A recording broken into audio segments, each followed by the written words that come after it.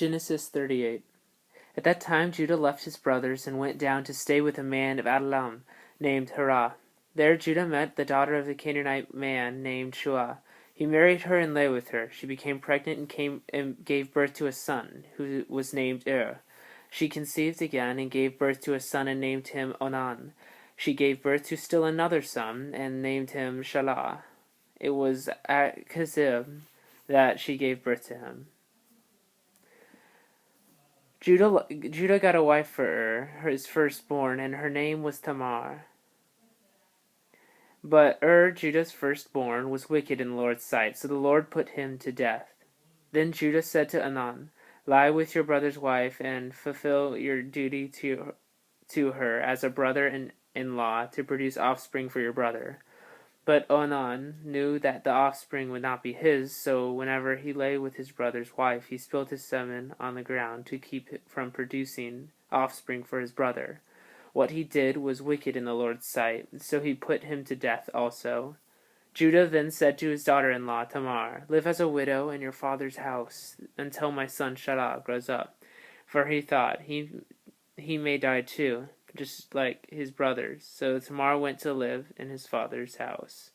After a long time, Judah's wife, the daughter of Shua, died. When Judah had recovered from his grief, he went up to Tanah, to the men who were shearing his sheep, and his friend Hirah the Adullamite went with them.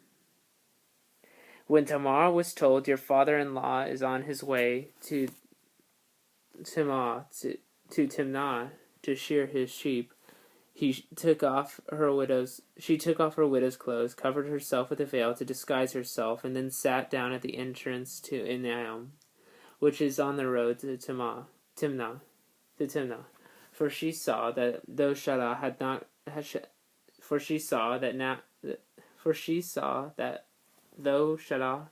had now grown up, she had not been given to him as his wife. When Judah saw her, he thought she was a prostitute, for she had covered her face. Not realizing that she was his daughter-in-law, he went over to her by the roadside and said, "Come now, let me sleep with you."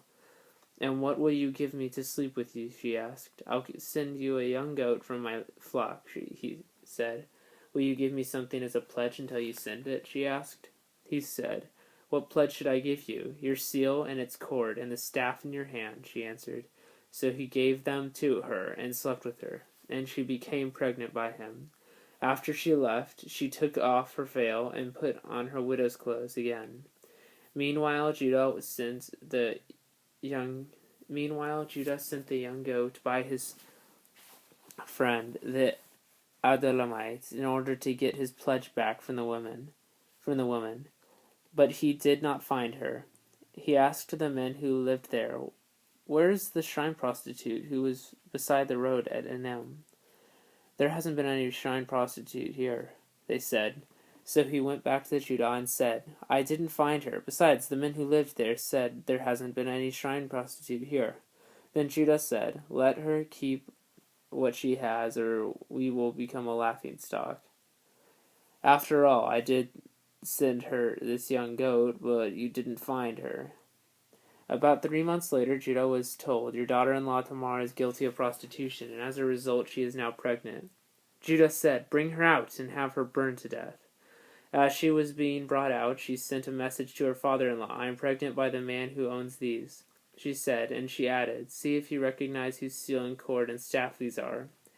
Judah recognized them and said, "She is more righteous than I, since I wouldn't give her to my son Shelah," and he did not sleep with her again. When the time came for her to give birth, there were twin boys in her womb. As she was giving birth, one of them put out his hand, so the midwife took a scarlet thread and tied it on his wrist.